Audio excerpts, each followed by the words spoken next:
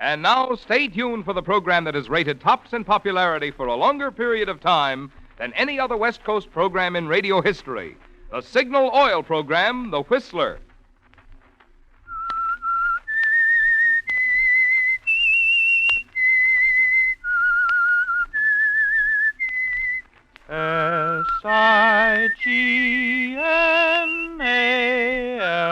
Signal. Signal gasoline.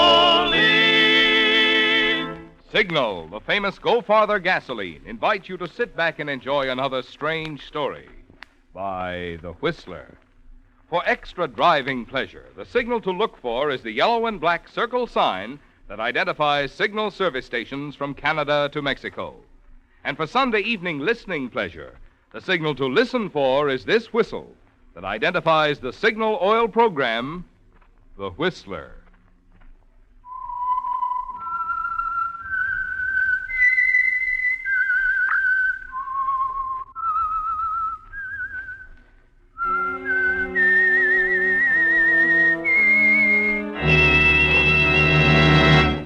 I am the Whistler, and I know many things, for I walk by night.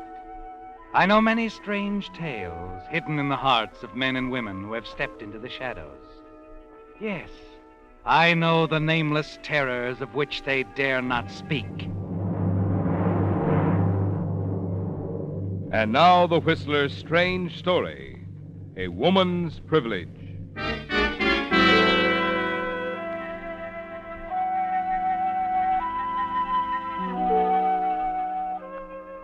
In the drawing room of a palatial home in Beverly Hills hang a pair of priceless oil paintings, one of an Italian nobleman, the other of his wife. The surfaces are cracked, the frames old and worm-eaten, but the colors are almost as fresh and brilliant as if they were painted yesterday. There's a strange connection between the paintings and a sordid, ugly scene in a Los Angeles police station.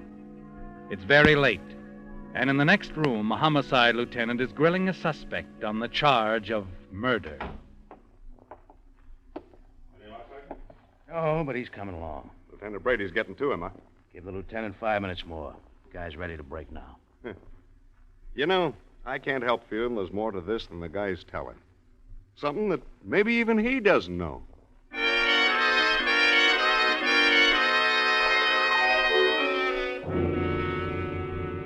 Yes, it was more than a simple murder.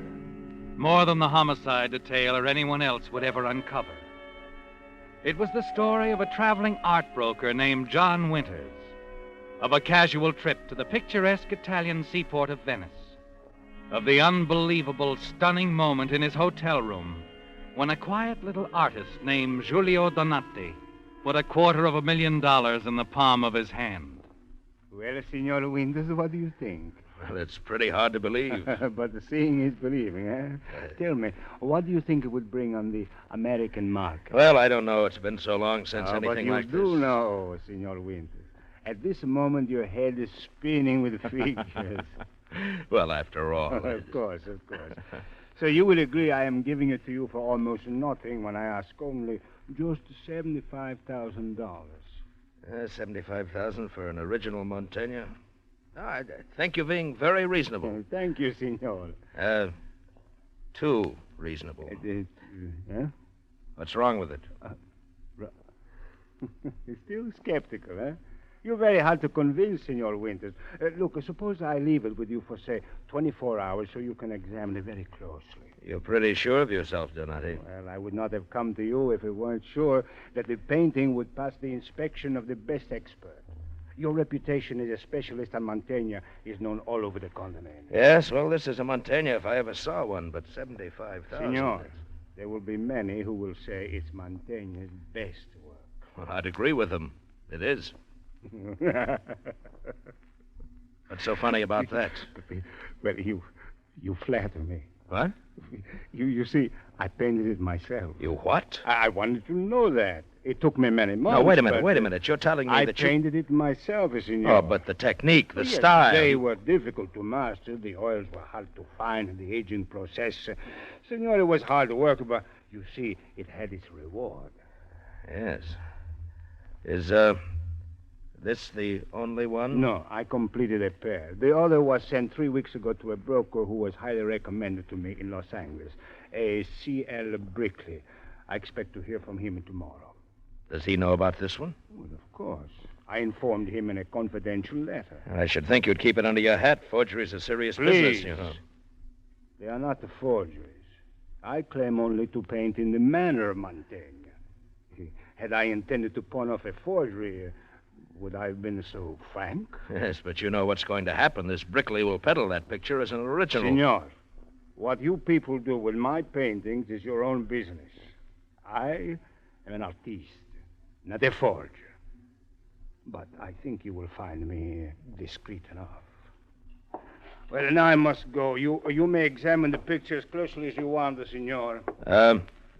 Where can I reach you? My studio, 11 Plaza Franchette. Good. Before noon, eh? Yes, right. Good day, Donati. Good day. Si, senor. Long distance, operator. I want Mr. Wilkin Potter, Chatelaine Hotel, Interlaken, Switzerland. Person to person.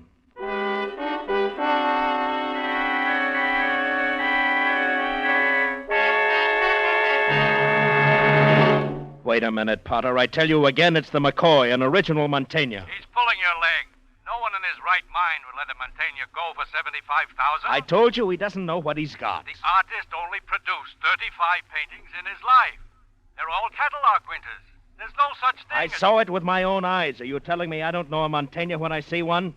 And what about this Brickley? He bought the mate to it. But, John, I just can't All right, Potter. If you don't want to advance me the money, there are plenty of others. Don't do that. All right, John. It's a deal. Call me when you've closed, and I'll wire the money. And that's better. You'll hear from me in a couple of hours.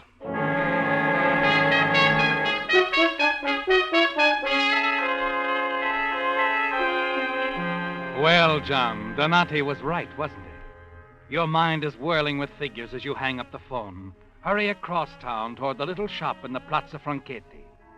Yes, there's over $250,000 in that special-built briefcase under your arm, provided that the 3 people in the world who know the truth are discreet. That's the only gamble, isn't it, John? You, and Donati, and Brickley, the Los Angeles broker. With 3 who know, there's always a chance that one might talk. You turn a corner into the plaza, wondering if Brickley had thought of that one. The answer comes suddenly. A crowd is gathered at the front of Donati's shop. What's the matter? What's happened here? Get back, please. What is it, officer? What's happened? The proprietor of this shop, Senor Donati, was shot.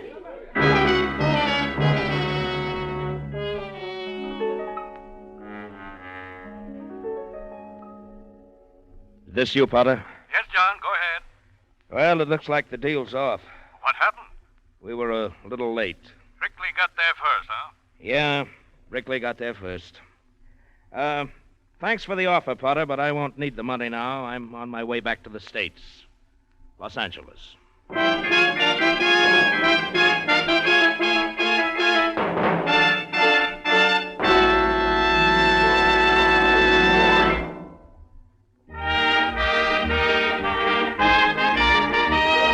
A $20 Signal gasoline book is being sent to Mrs. Georgia Vainig of Venice, California, as a token of our appreciation for this limerick.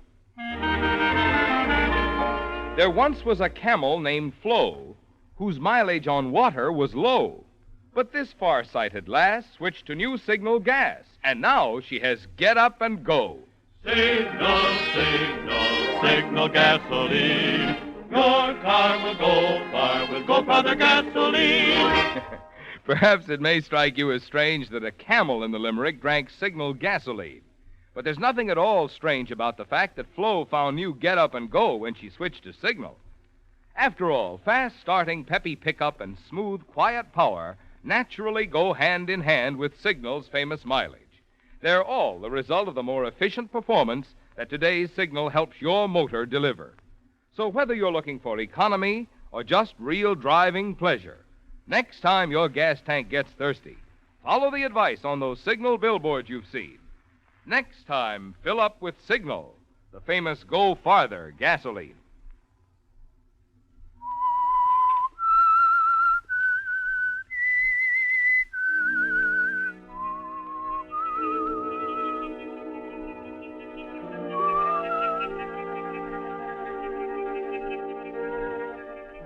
It's only a few days from Venice, Italy to New York, then on to Los Angeles by plane. But it seems a great deal longer, doesn't it, John? You try to concentrate on other things, but your mind keeps going back to your suitcase in the luggage compartment, to the masterful piece of forgery sewed in its lining that will bring at least $250,000 on the American market. Yes, Donati was clever, wasn't he, John? Too clever. And to you, at least, it's clear that this Brickley, whoever he is, knew that a clean deal could never be made if the secret of the forgery were shared. And that, of course, added up to Donati's murder.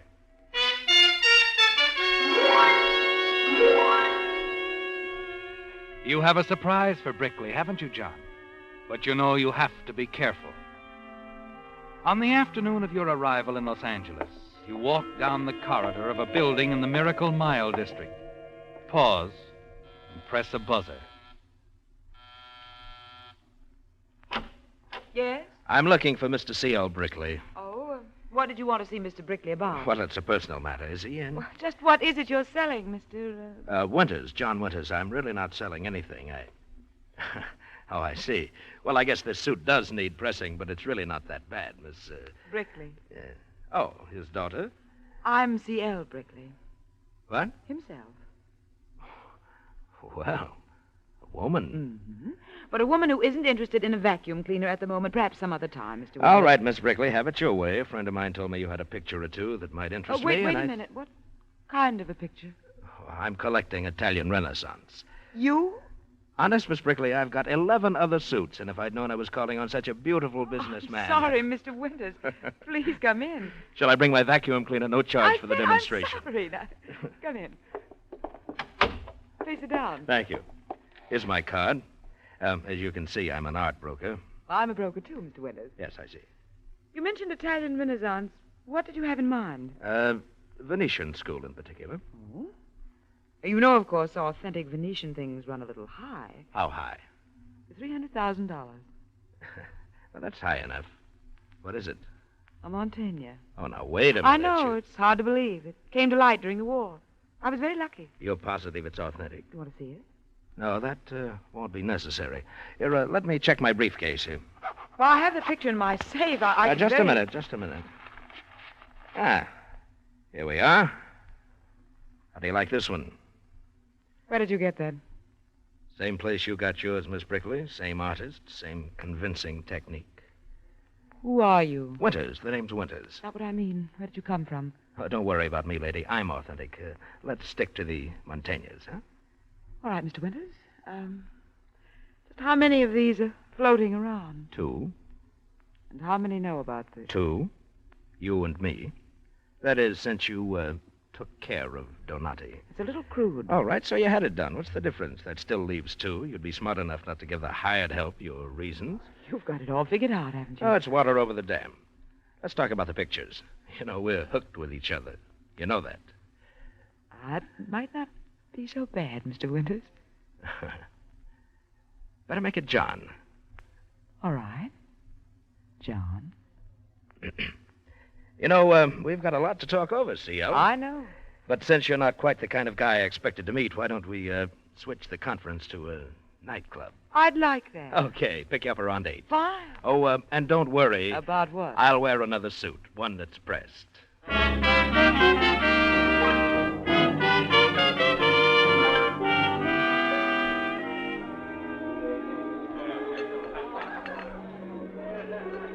You know, C.L., you don't dance at all like a stuffed shirt. You like? Yes, I like. Tell me more. Oh, no, not at a business conference. Oh, that again. Lorraine Brickley, darling, where have you been? Hello, Mrs. Carlton. One of my clients. When am I going to see you, dear? It's been an age. Well, I may have something to show you in a few days. Oh, good. Don't forget me, will you? Don't worry. Mrs. Carlton, huh? You didn't tell me about her. She has money, darling, but not the kind we're after. Well, who does it boil down to? They're pretty hard to find, you know. People who put out $500,000 for a pair of paintings. I've put out a couple of feelers, but... A couple of feelers? Yes. You mean you're going to help me sell mine? Well, I was thinking about it. Not much sense in being competitive, is there? No, I guess there isn't. Besides, if we both know where both paintings are, there's less chance of complications later, don't you think? Uh-huh. 50-50. 50-50. I beg your pardon, Miss Brickley. Yes? There's a call for you, Mr. Gross. Mr. Gross, what is... Who's Mr. Gross? He's one of the clients I told you He about. said it was quite important, miss. Yes, of course. Excuse me, John. I'll be right back. She gives your hand a little squeeze as she turns to leave the floor, floats past the row of ringside tables and out of the room. She is beautiful, isn't she, John? Slim, graceful, the satin of her evening gown clinging to her like a glistening white sheath. And for the moment, you forget everything else. The Montaignes, the $500,000, the wealthy clients, everything. Everything, that is, except that you're dealing with a killer who's as sure as you are that those paintings can never be sold, as long as there are two minds in the world who know they're forgeries. If only she weren't so breathtaking, so beautiful. What's on your mind, John? What? Oh, I'm... Get up. All right. Miss me? Naturally. What about Mr. Gross? Oh, that was nothing. You said he was a client. What's on his mind? Well, he's interested in Renaissance art, you know. Oh, good. He knows about the Montaignes, huh? More or less. What do you mean, more or less? Well, I told him I had something that would interest him. Make an appointment? Yes. As I told him I'd get in touch with him in a day or two. Good. Now, let's forget about business for now, shall we? The music's so wonderful. I do love to dance with you, John. You wish Lorraine didn't affect you this way, that you could approach the whole thing with a clear head. But it's something you've never known before, really. The music, the vibrant, thrilling feeling that sweeps over you as you dance with her. Her warm, low voice in your ear.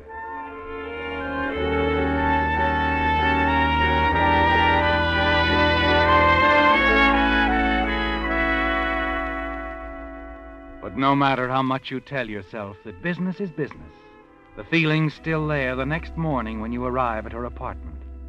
You pause for a moment before you buzz. Decide once again that nothing must stand in the way of the picture deal and the $500,000. Well, hello, partner. Partner? Any objections? Not if I've really made the grade. You have, definitely. Come in. Thank you. I wish I could be sure I'd made that grade. I don't know what more I can do to make you sure. I'm trying to arrange for the sale of both Montaignes through my own contacts. I didn't have to. No, but the sale of 2 Montaignes will bring twice as much money as the sale of 1. Want it? Half of this goes to you. I told you this is a 50-50 deal all the way. Yeah. You made a deal with Donati, too. He's not around anymore. Still accusing me of that, huh? I can add up a column of figures as well as the other guy. All right, John, have it your way. I guess you were smart, though. It was a sure bet with 1 picture. With 2, it's a gamble. More than that... Let's not talk about that anymore. I don't want to be cruel. Just practical. Oh, cigarette? Thanks. Uh-huh. There you are. Well, what's next on the program, beautiful? Mr. Gross? I don't know, John. What do you mean you don't know? You're not getting cold feet, are you? You said he was interested. I know, but... Well, that's good enough for me. If you don't want to see him, I will. John, we've got to trust each other now. You know that. Just make an appointment with the guy for me. I want to see him. John, I don't know why I'm saying this. I've never said it before, but... What is it? We could be awfully good friends. Well, that's wonderful. I'm very flattered. I've got to be careful, though, you know. Playing with dynamite. John. I'm talking about Donati. You did it once. You could do it again. I'm talking about us and what good friends we could be. We'll discuss that at length after we take care of the pictures. Pictures? What do you mean? We're going to wrap them up, darling. We're going down to Union Station.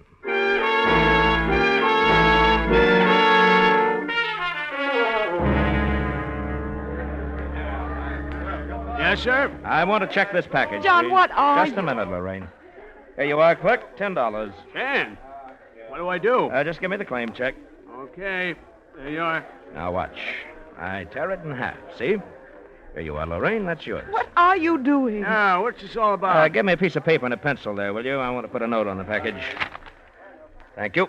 Well, To deliver it only when both halves of the claim check are presented. There we are.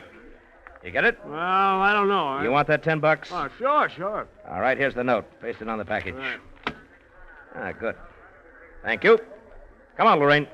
I think this is all pretty silly. Maybe it is, dear, but I do a lot of silly things for $250,000. But don't get me wrong, Angel. I trust you like my own mother. I just trust you a lot more after you fix up that appointment for me with your friend, Mr. Gross. How soon can you make it? Well, I don't know, John. I'm not sure. Let me handle it then. When can you get a hold of him? I'll call him tomorrow.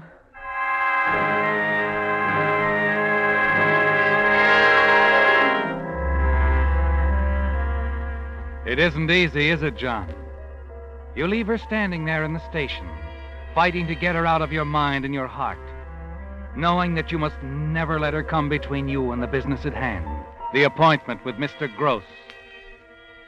The next evening, you go to her apartment, determined to see it through. As you walk down the hall, the door is slightly open. No. You hear her talking on the I told telephone. You No. stop still and listen. No, there isn't going to be any deal, Mr. Gross. Forget I ever told you to come here at 11. The appointment is off. I know what I told you, Mr. Gross, but that was before. Well, it's different now. I'm changing my plans. That's right. It's got to be this way for the present. Right.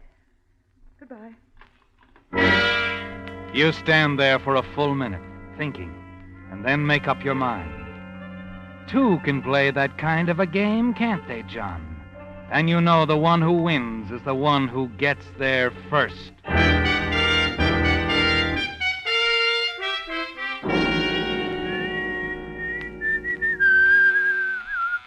Yeah? It's me, C.O., your partner. Oh, John, come in. Where have you been all day? Why don't you call a guy? I've been waiting to hear from you. Did you get hold of Gross? Yes, he's not interested, John. That's funny. Looked like a sure thing, didn't it? Guy has money, crazy about Italian Will there pictures. be others? Oh, sure. Just takes a little time, huh? It'll be worth it. Yeah, I suppose it will. How about a drink? I've got the car outside. It's a nice night. I thought you might like to go for a drive. Sounds wonderful. Maybe along the beach, huh? I'll get my coat. Only be a minute. Take your time. No hurry.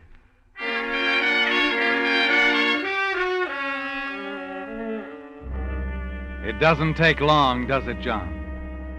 Now that you've made up your mind to it, just a few miles of riding, talking idly, with the automatic hidden down beside you in the seat. Occasionally, you glance from the road at her beautiful face in the moonlight. That's something you'll never forget. That face with the moonlight working magic with her hair. It even looked beautiful a half hour later when you looked at it for the last time.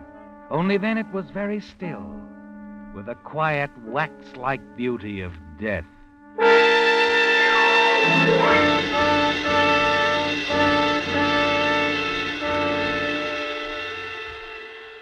An hour later, you've dropped the automatic into a storm drain. You're back at her apartment, both halves of the claim check in your pocket, going through the wastebasket next to the telephone. Here it is. A little slip of paper with the name Gross and a telephone number.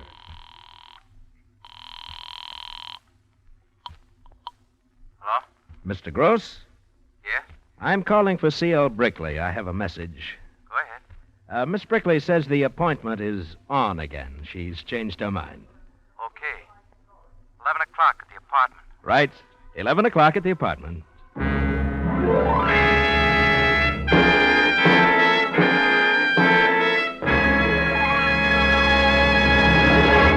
Here's news about the greatest improvement in automobile batteries in 20 years, which is now yours to enjoy in Signal's new deluxe battery. I'm talking about microporous all-rubber separators, the type which has proved its superiority in submarine batteries. Because these highly porous separators hold twice as much acid solution between the plates, new Signal Deluxe batteries deliver up to 35% more power to take care of the many electrical gadgets on today's cars. What's more, the extra long life of microporous separators makes it possible for Signal to guarantee these new deluxe batteries, not just for the usual 12 or 18 months, but for a full 30 months on a service basis. That means you're actually saving money while you're enjoying the extra power and dependability of a Signal Deluxe battery. So before you buy any battery, get your Signal dealer's generous trade-in offer for your old battery. Find out his convenient credit terms. Prove for yourself that today's best battery buy is today's finest battery, the new, improved Signal Deluxe battery.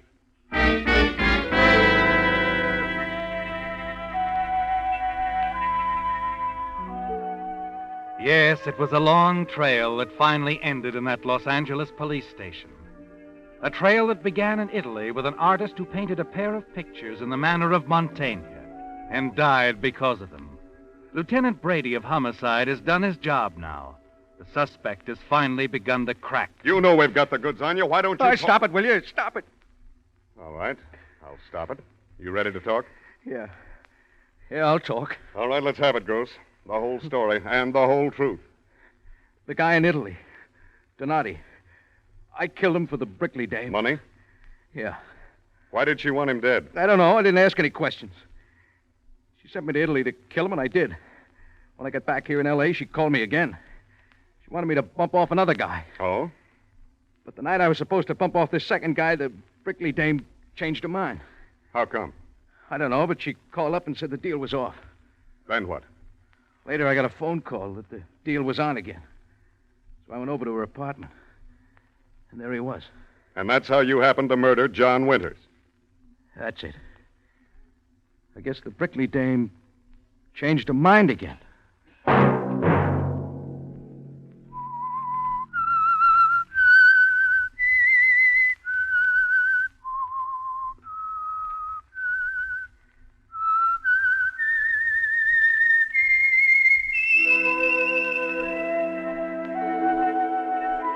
Let that whistle be your signal for the Signal Oil program, The Whistler, each Sunday night at this same time. Brought to you by the Signal Oil Company, marketers of Signal gasoline and motor oil and fine quality automotive accessories. Remember, if you would like the fun of having your friends hear a limerick of yours on The Whistler, the address to which to send it is Signal Oil Company, Los Angeles 55, California. All limericks become the property of Signal Oil Company. Those selected for use on The Whistler will be chosen by our advertising representatives on the basis of humor, suitability, and originality. So, of course, they must be your own composition.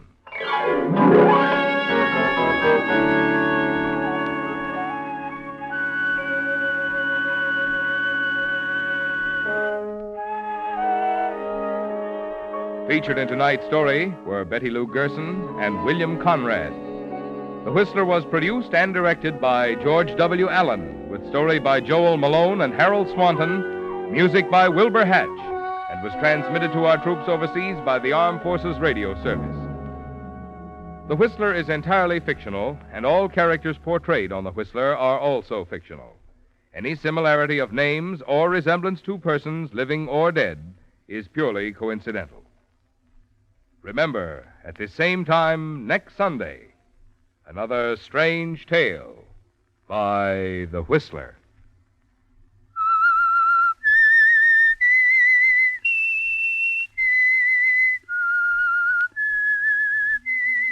SIGNAL.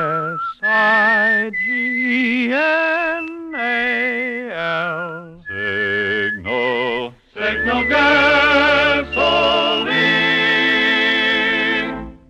Men between the ages of 17 and 34 can earn extra money and qualify for retirement pay by taking part-time military training at home.